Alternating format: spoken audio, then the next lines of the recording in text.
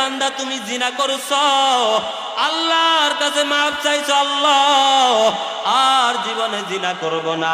ও দয়ার মালিক, জীবনে বহুত জিনা করেছি রে মালিক, আর জিনা করব না। বলেন তো দেখি আমার আল্লাহ ওই জিনার গুনাহ মাফ করতে পারে কি পারে না? কারণ আমার আল্লাহ তো রহমান, আমার আল্লাহ তো রহিম, আমার আল্লাহর মতো দয়াবান রহমান রহিম আর কেউ নাই। এই জন্য আল্লাহ মাফ করে দিবে। কিন্তু আপনি আপনার এক ভাইয়ের গীবত করেছেন, আপনি যদি মরার আগে ওই ভাই থেকে যদি মাফ না চান, ওই বান্দার হক আল্লাহ কখনো মাফ করবে না। তাহলে এবার একটু চিন্তা করে দেখেন, গীবত ছোট গুনাহ না বড় গুনাহ? বরং জিনা থেকেও বড় গুনাহ। এখন আমরা জানবো গীবতটা কাকে বলে, তারপরে বাকি সামনের দিকে আলোচনা করব। আলোচনা খেয়াল করে শুনবেন, বোঝার চেষ্টা করবেন। শুধু বাহিরের কান দিয়ে শুনলে আলোচনা বুঝবেন না। আলোচনা শুনতে হবে দিলের কান দিয়ে। কিসের কান দিয়া? তাহলে একটু কিছুটা বুঝবেন। আমরা জানবো গীবতটা আসলে কাকে বলে। আমরা অনেক সময় বলি না যে ওই বান্দা দোষ করছে বিদায় আমি তার দোষটা বলছি, বলি না এমন কথা? আল্লাহর নবী সাহাবীদেরকে বলে, আতাদরুনা মাল গীবাহ, ও সাহাবীরা বলো গীবত কাকে বলে, তোমরা কি জানো? সাহাবীরা বলে, ক্বালু আল্লাহু ওয়া রাসূলুহু আ'লাম, ও পয়গম্বর আমরা জানি না, তবে আল্লাহ আর তার রাসূলই ভালো জানেন। এইবার আমার আপনার নবী বলে, ক্বালা যিকরুকা আখাকা বিমা ইয়াকরাহু, তোমাদের মধ্যে কেউ যদি তোমার কোনো এক ভাইয়ের যদি এমন একটা আলোচনা করলা, এমন একটা কথা বললা, যেই কথাটা যদি ওই বান্দা শুনে, বান্দা ওই কথাটা অপছন্দ করবে, আল্লাহর নবী বলে এটাই হলো গীবত। আপনি যেই কোনো একজনের ব্যাপারে একটা কথা বলছেন, আর ওই কথাটার ব্যাপার যদি সে শুনে, সে কি করবে? অপছন্দ করবে। কিলা বারাইতা ইন কানা ফি আখি মা আকুল, সাহাবীদের মধ্যে কেউ প্রশ্ন করে, ও পয়গম্বর আমরা যদি আমাদের ভাইয়ের ব্যাপারে এমন একটা বিষয় আলোচনা করি যেই বিষয়টা তার মধ্যে আছে, অর্থাৎ তার বিষয়ে যেই আলোচনাটা করলাম, যেই দোষটা আরেকজনের কাছে বললাম, ওই দোষটা বলার পরেও কি গীবত হবে কিনা? এবার আল্লাহর নবী বলে, ক্বালা বারাইতা ইন কানা ফি আখি মা আকুল, আল্লাহর নবী বলে, ও সাহাবীরা শুনো, ওই বান্দার যদি দোষ থাকে আর যদি তুমি ওই দোষটা বলো, তাহলেই তুমি তার গীবত করেছো। দোষ আছে বিদায় করছো, এটাই হলো গীবত। ফাকাদি গতাবতাহু ওয়া ইন লাম ইয়াকুন ফীহি মা তাকুল ফাকাদ বাহাত্তা। এইবার আমার আপনার নবী বলে, ও সাহাবীরা শুনো, আর যদি এমন দোষ বলো যেই দোষটা তার মধ্যে নাই, এমন দোষ অন্য ভাইয়ের কাছে বলছো যেই দোষটা তার মধ্যে নাই, আল্লাহর নবী বলে ফাকাদ বাহাত্তাহু, তাহলে তুমি তার নামে মিথ্যা অপবাদ তহমত দিয়েছো। এই হাদিস থেকে গীবত কাকে বলে, এই হাদিসটা যদি কেউ বুঝে আর কিচ্ছু লাগবে না গীবত বুঝার জন্য। এবার একটু আপনাদেরকে বলি, বলেন তো দেখি গীবত কাকে বলে? অন্য কোনো ভাইয়ের দোষ যদি আলোচনা করে, যে দোষটা তার মধ্যে আছে, এটাই বলা হয় কি? অর্থাৎ আব্দুল করিম ভাই, একজনের নাম ধরলাম, আপনাদের এখানে যদি আবার কেউ আব্দুল করিম থাকে রাগ হয়ে না, ধরুন আব্দুল করিম ভাইয়ের গীবত করছি আমি এই মুরব্বির কাছে, যে আব্দুল করিম ভাই এমন এমন এমন, আসলে লোকটা ভালো না, 2 বছর আগে দেখছি লোকটা চুরি করছে। কি করছে? চুরি করছে, লোকটা ভালো না। এখন এই যে চোরের বিষয়টা এই কাকাকে বললাম, এই মুরব্বিকে বললাম, এই বিষয়টা যদি সে শুনে, ওই বান্দাটা আব্দুল করিম ভাই কি করবে? এটা অপছন্দ করবে। আল্লাহ নবী বলে এটাই হলো গীবত। আর যদি আমি আব্দুল করিম ভাইয়ের নামে এমন একটা কথা বললাম যেই দোষটা আব্দুল করিম ভাইয়ের মধ্যে নাই, দোষটা তার মধ্যে নাই, আল্লাহ নবী বলে ফাকদ বাহাত্তাহু, তাহলে তুমি তার নাম কি করেছো? মিথ্যা অপবাদ দিয়েছ। কিন্তু আজকাল আমরা মসজিদে বসে বলি, বললেই তো গীবত হবে, তারপরও না বলে পারি না। এটা বলেও অনেকে গীবত করে কি করে না। এরে যুবক ভাই, ও বৃদ্ধ বাবাজিরা, আপনি তো বললে গীবত, তাহলে আপনি আবার কিভাবে বললেন? এই গীবতটা আবার কিভাবে করলেন? নিজের বিবেকের কাছে একটু প্রশ্ন করেন। এই গীবত করে করে যে আমি দুনিয়ার মধ্যে চলতেছি, আল্লাহ পাক কি আমাকে মাফ করবে কিনা?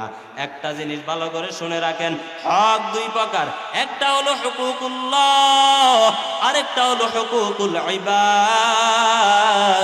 একটা হলো আল্লাহর হক, আরেকটা হলো বান্দার হক।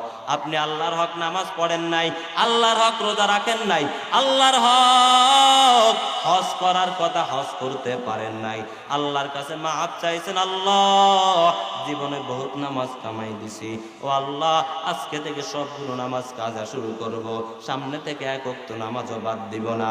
ও দয়ার মালিক, জীবনে বহুত রোজা বাদ দিলাম, ও আল্লাহ আজকে থেকে রোজা রাখবো। একটু আওয়াজ দিয়া বলেন, আমার আল্লাহ তাকে মাফ করতে পারে কি পারে না? কিন্তু আপনি একজনের গীবত করলেন, একজনের নামে মিথ্যা তহমত দিলেন, যতক্ষণ না পর্যন্ত ওই বান্দা থেকে মাফ না চাইবে, কিন্তু বান্দার কাছে মাফ না নিতে পারবেন, আল্লাহ বলে ওরে বান্দা, ওটা তো বান্দার হক, আমি আল্লাহ মাফ করব না, কারণ বান্দার হক মাফ আমি আল্লাহ কখনো করব না। অতএব বান্দার থেকে মাফ চাওয়া লাগবে। এরে আল্লাহর গোলাম, যেই বান্দার গীবত করতেছেন যদি বান্দা হঠাৎ মারা যায়, বলেন তো দেখি তখন আপনার মাফ চাওয়ার কি উপায় হবে? অনায়াসে গীবত, যেটাকে গুনায় মনে করি না। আর দোকানে চা খাইতে বসি, ওরে মুফতি সাহেবের অভাব নাই, আমরা মাসালা দিমু কি, ফতুয়া দিমু কি, দোকানে বসে দেখি একজনের ব্যাপারে ফতুয়া দিয়ে দিস, যে ওই বান্দা অমুক কাম করছে তো বান্দা জাহান্নাম। এমন কথা বলে কি বলে না? এরে আল্লাহর গোলাম, এই মুখটাকে ঠিক করা লাগবে। এই জন্য আল্লাহর নবী বলেন, মাইয়াজমান লিমা বাইনা লাহিয়াইহি ওয়া মা বাইনা রিজলাইহি আযমান লাহুল জান্নাহ। আল্লাহর নবী বলে, আমার উম্মতরা যদি দুইটা জিনিসের জিম্মাদারি আমাকে দেয়, এক নাম্বার হলো জবান, এই জবানের জিম্মাদারি যদি আমি নবীকে দিতে পারে, আর দ্বিতীয় নাম্বার হলো লজ্জাস্থান, এই লজ্জাস্থান আর জবান, এই দুইটা জিনিসের জিম্মাদারি যদি আমি নবীকে দিতে পারে, আযমান লাহুল জান্নাহ, আমি নবী তাকে জান্নাতে নেওয়ার জিম্মাদার হয়ে যাব। সুবহানাল্লাহ বলবেন না? অনেকেই বলে যে নবী কি জান্নাতে নেওয়ার জিম্মাদার হতে পারে। সন্দেহ আছে? কোনো সন্দেহের অবকাশও আছে? নাই। কারণ মানুষ গীবত করে জবান দিয়া না কান দিয়া। বলে হুজুর কান দিয়াও তো করে, কান দিয়া গীবত শুনে, কিন্তু জবান দ্বারা যতটুকু হয় কান দ্বারা অতটুকু হয় না। কথা বলেন ঠিক কিনা? একজন মানুষকে অপবাদ দেয়, তাও এই জবান দ্বারা। একজন মানুষকে কষ্ট দেয় এই জবান দ্বারা। ও নবীর উম্মতের দল, এই জন্য জবানটাকে কন্ট্রোলে আনা লাগবে। জবানে যা কিছু আসে বলা যাবে না।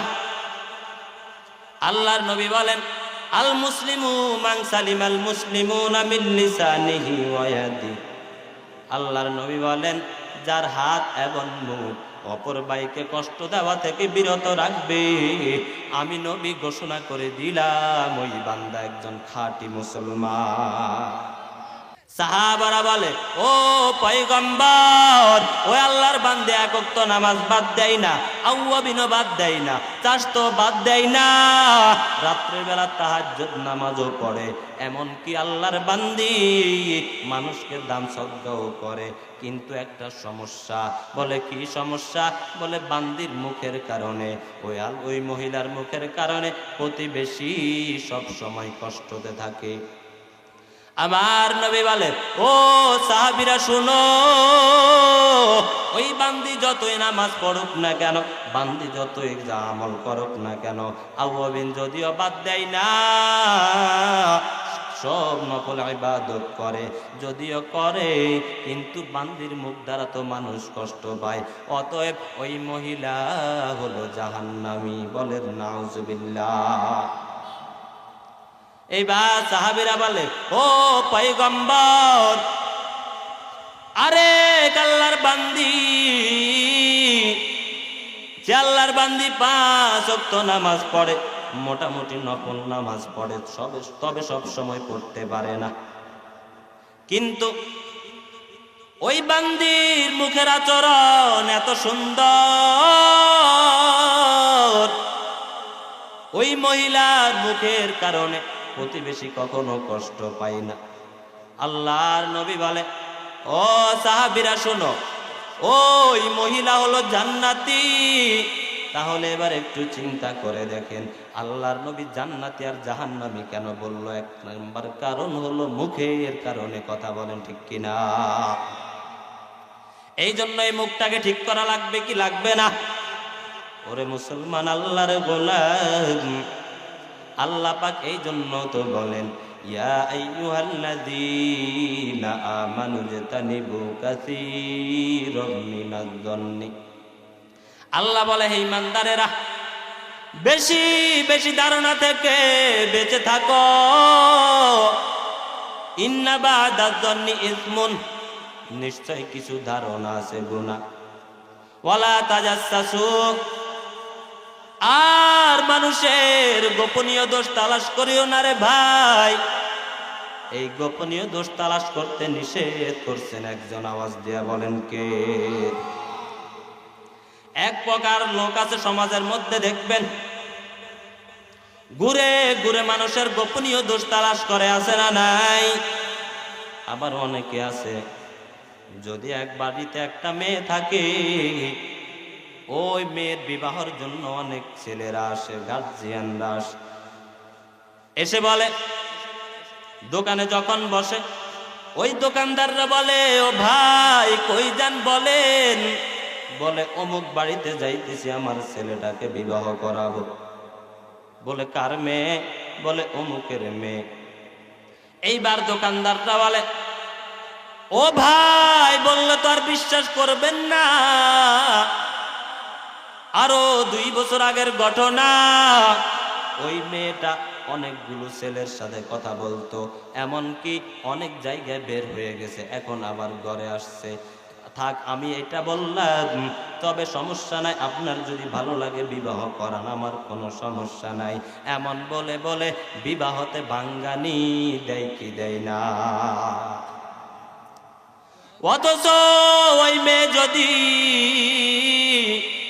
2 বছর আগে একটা গুনার কাজ করতেই পারে, কিন্তু ওই মেয়েটা আল্লাহর কাছে এত তওবা করছে, আল্লাহ ওই মেয়েটাকে মাফ করে দিয়েছে। কিন্তু আমি আপনি যে মেয়েটার ব্যাপারে বললাম, ওই মেয়েটার ব্যাপারে বলার কারণে মেয়ের বিবাহ হইতো, বিবাহটাও ভেঙে গেল। ওই মেয়ে এখন আর আগের মতো নাই, মেয়ে এখন ভালো হয়ে গেছে। কিন্তু ভালো হওয়ার পরেও আমি আপনি মেয়ের ভাঙ্গানি দিলাম।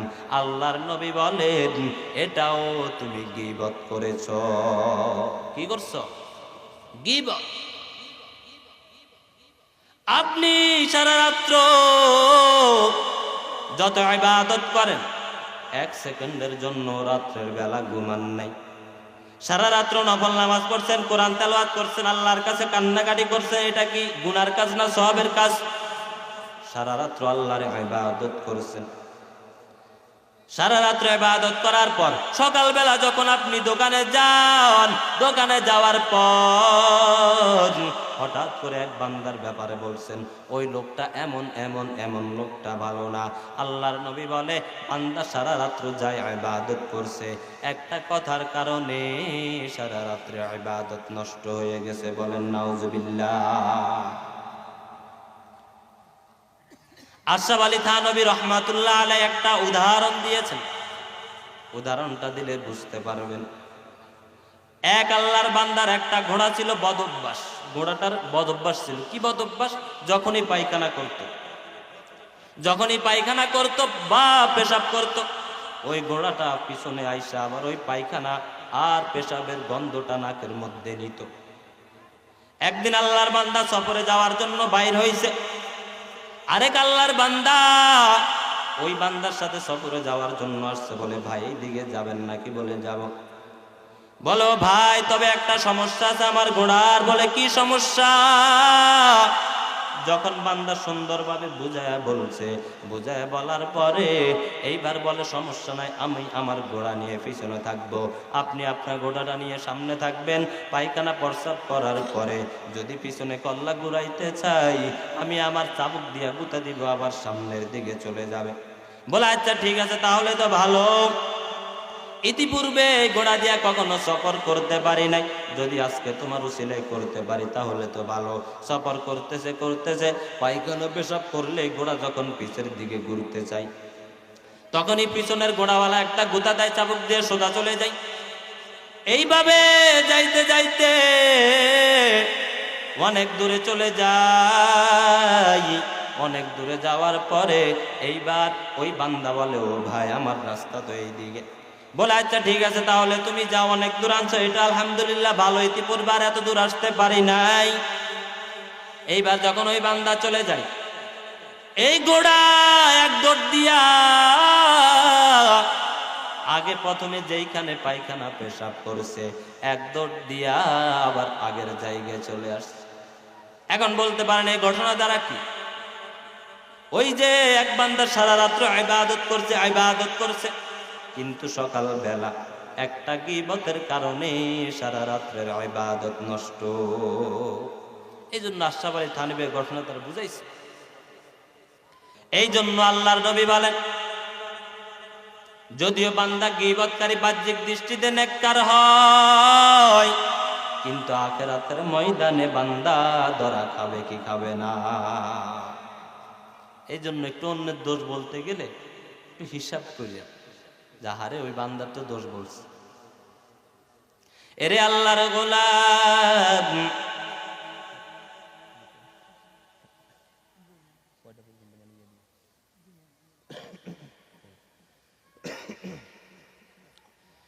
এই জন্য আমরা আজকাল একজনকে ইশারার দ্বারা, ইঙ্গিতের দ্বারাও গীবত করি। বলে সেটা আবার কিভাবে?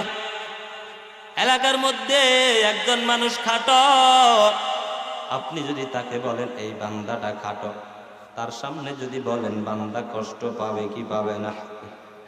বান্দা খাটো, এটা মিথ্যা না, সত্য কথা। কিন্তু বলার কারণে তখন বলবে, আল্লাহ আমার খাটো বানাইছে, এই জন্য সে আমাকে এমন করতেছে, কষ্ট পাবে না? পাবে। আয়েশা রাদিয়াল্লাহু তাআলা আনহা থেকে একটা হাদিস। আয়েশা রাদিয়াল্লাহু তাআলা আনহা বলেন, একবার আল্লাহর নবীর দরবারে একজন মহিলা আসছে। আসার পর আমি দেখলাম মহিলাটা একটু খাটো। আমি আল্লাহর নবীকে বললাম, ও পয়গম্বর, আপনার দরবারে একজন মহিলা আসছে, একটু খাটো। আপনার নবী বলে, ও আয়েশা, তুমি তো গীবত করলা, কারণ তুমি যে বললা মহিলাটা খাটো, এটাই হলো তোমার গীবত। আল্লাহর নবী দেখছেন তার স্ত্রী তাকে ছাড় দিচ্ছে। এমনও তো পারতো আয়েশা রাদিয়াল্লাহু তাআলা না হাদিসটা বর্ণনা না করলে তো পারতো। কথা বলেন ঠিক কিনা? আয়েশা রাদিয়াল্লাহু তাআলা আনহা হাদিসটা বর্ণনা করার মাধ্যমে বুঝাই দিছে, আমি যদিও একটা এইভাবে এমন কথা বললাম, এমন মহিলা আসছে, এতে যদি গীবত হয়ে যায়, আর যদি তোমরা সমাজের মধ্যে খাটো যারা আছে তাদেরকে যদি অপমান করো, সেটা কি গীবত কম হবে নাকি বেশি হবে? অনেকে মুখ বন্ধ হয়ে গেছে, শীত লাগতেছে বেশি। আরে ইমানদার ব্যক্তি তো যত শীত হোক, জ্বর তুফান যায় আসুক, ইমানদার ব্যক্তি তো শক্ত থাকা লাগবে। কথা বলেন ঠিক কিনা? একটু আওয়াজ দিয়ে সবাই বলেন তো দেখি, আল্লাহু আকবার। ও আচ্ছা, মানুষ তো আছে। আমি ভাবছিলাম তো অনেকে ঘুমাই গেছে মনে হয়। যাক আলহামদুলিল্লাহ, যাক আছে। তাহলে আজকে এখান থেকে শিক্ষা নেবেন যে আমি যে গীবত করতেছি, যে আমি যে নামাজও পড়ি, সবই করি, সব ইবাদত ধ্বংস করে দিই। খেয়াল করে। আয়েশা রাদিয়াল্লাহু তাআলা আনহা বলে, একবার নবীকে আমি বললাম, নবীর আরেকজন স্ত্রী ছিল সফিয়া রাদিয়াল্লাহু তাআলা আনহা। তিনি আয়েশা রাদিয়াল্লাহু তাআলা আনহার চাইতে একটু খাটো ছিল। যেহেতু আমাদের আম্মা জান নবীদের স্ত্রী, এই হিসাবে আমরা খাটো বলতে পারি না, তবে এতটুকু বলতে পারি যে আয়েশা রাদিয়াল্লাহু তাআলা আনহার চাইতে একটু খাটো ছিল। আয়েশা রাদিয়াল্লাহু তাআলা আনহা বলেন, আমি একবার নবীর কাছে এটা বলার পর নবী আমাকে বলে, ও আয়েশা, তুমি কত বড় গীবতের কথা বললা জানো? বলে, এটা আবার কেমন গীবত? আমি তো বললাম ও একটু আমার তুলনায় খাটো। আমার আপনার নবী বলে, ও আয়েশা, তুমি তো জানো না, তোমার এই কথাটা যদি সমুদ্রের মধ্যে যদি মিশায়া দেওয়া হয়, সমুদ্রের মধ্যে যদি এই কথাটাকে ফেলে দেওয়া হয়, সমুদ্রের সমস্ত পানির রং ভিন্ন হয়ে যাবে।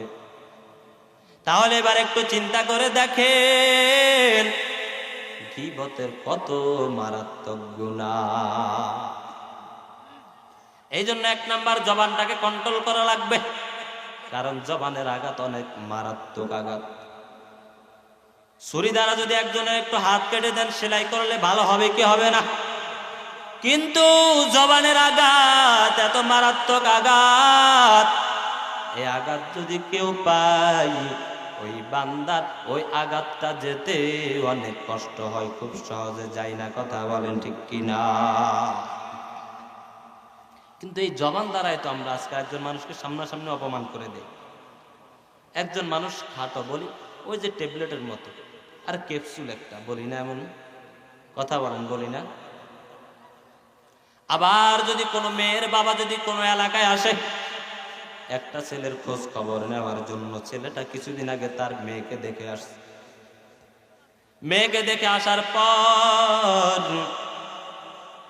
মেয়েটাকে পছন্দ হয়েছে, বিবাহ করবে, দিন তারিখও ঠিক হয়েছে, সব কিছু ওকে। এলাকায় ওই মেয়ের বাবা এসে বলে, ওই ছেলেটা কেমন?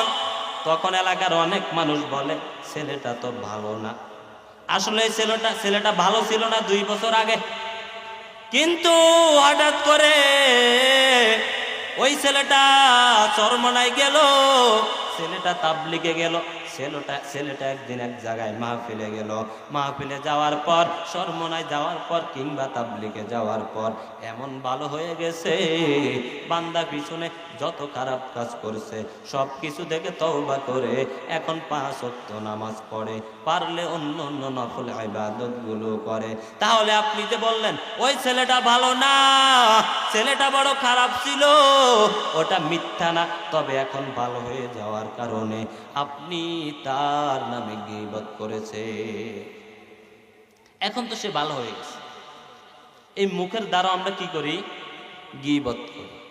আবার অন্তর দ্বারাও করি। অন্তর দ্বারা বলে, অন্তর দ্বারা কিভাবে গীবত করেন? যে আল্লাহ বলছেন, ইয়া আইয়ুহাল্লাযীনা আমানু ইজতানিবু কাসীরাম মিনাজ-যন্নি, মানুষের ব্যাপারে বেশি বেশি ধারণা করিও না। এই যে ধারণা করেন, এই ধারণাটা এটাও গীবত। আপনি একজনের ব্যাপারে ধারণা করতেছেন, লোকটা এমন খারাপ দেখছো। আবার অনেক সময় দেখা গেছে আপনি রাস্তা দিয়ে যাইতেছেন, একজন হুজুর রাস্তা দিয়ে দাঁড়ায় রয়েছে, দাঁড়ায় থাকার পরে সে বাম দিকে আরেকটা হুজুরের দিকে তাকায় রয়েছে, ওই হুজুর ওই বরাবর আছে, তখন সে ওই দিকে তাকায় রয়েছে। আবার ওই পাশে একজন মহিলা ছিল, কিন্তু হুজুর ওই মহিলার দিকে খেয়াল করে নাই।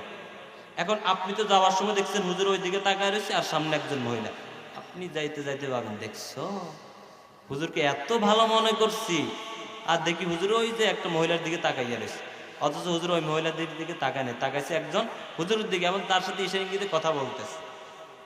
কিন্তু ওই যে আপনি ধারণা করছেন, আল্লাহর নবী বলে তুমি এটা গীবত করছো। আমাদের অনেক কিছু চোখের দেখা অনেক কিছু ভুল হয় কি হয় না? আমরা অনেক সময় বলি আরে বেটা আমি নিজ চোখে দেখছি ওইটা অমুকে করতে, কিন্তু দেখা গেছে চোখে দেখছেন ঠিক, কিন্তু আসলে ওইটা করে নাই, ওটার মধ্যে পিছনে আরো রহস্য আছে। কথা বলেন ঠিক কিনা? এই জন্য চোখের দেখায় অনেক কিছু ভুল হয় কি হয় না? এই জন্য আল্লাহ নবী বলে মানুষের ব্যাপারে ধারণা করা থেকে বেঁচে থাকবে। আল্লাহ তো কোরআনে বলছেও, আবার নবীও বলে ধারণার মাধ্যমে গীবত হয়।